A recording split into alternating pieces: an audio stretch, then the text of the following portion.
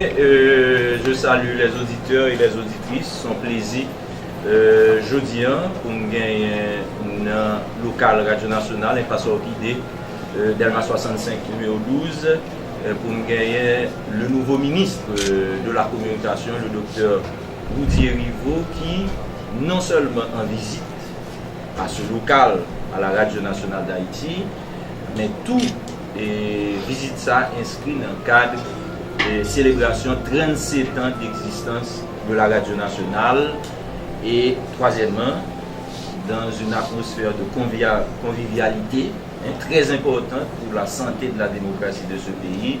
Aujourd'hui, la communication se révèle, Jean-Xavier Morné, un outil très important, renforcé davantage par l'administration Martelly et le gouvernement Lamotte. Et quand on se réfère justement au passé de ce ministre, Roudier Rivaux, médecin, homme de terrain,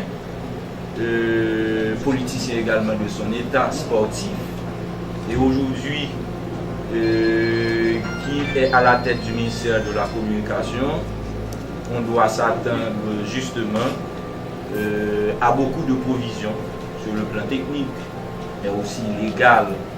Ça fait longtemps, depuis 1977, on se rappelle bien que la presse a pu justement avoir des provisions entre guillemets légales.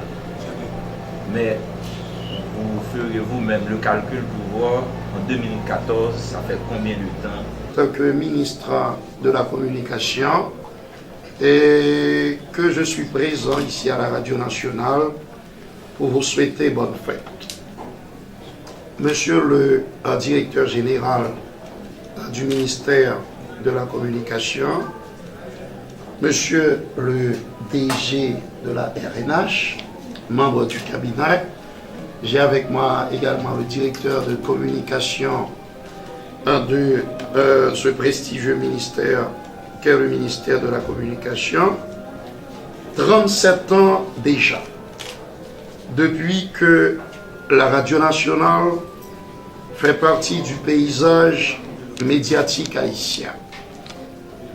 Cette grande institution a su, avec détermination, se faire un nom, s'imposer pour devenir ce qu'elle est aujourd'hui, c'est-à-dire une référence incontournable dans l'univers de la radiodiffusion en Haïti. L'histoire de la RNH n'a pas été un long fleuve tranquille. Elle est jalonnée de difficultés de toutes sortes qui ont sérieusement affecté son rendement et son impact sur le quotidien de nos compatriotes. Mais elle a réussi à vaincre les démons de l'intolérance pour affirmer son identité et occuper avec force, durablement, le milieu du cadran.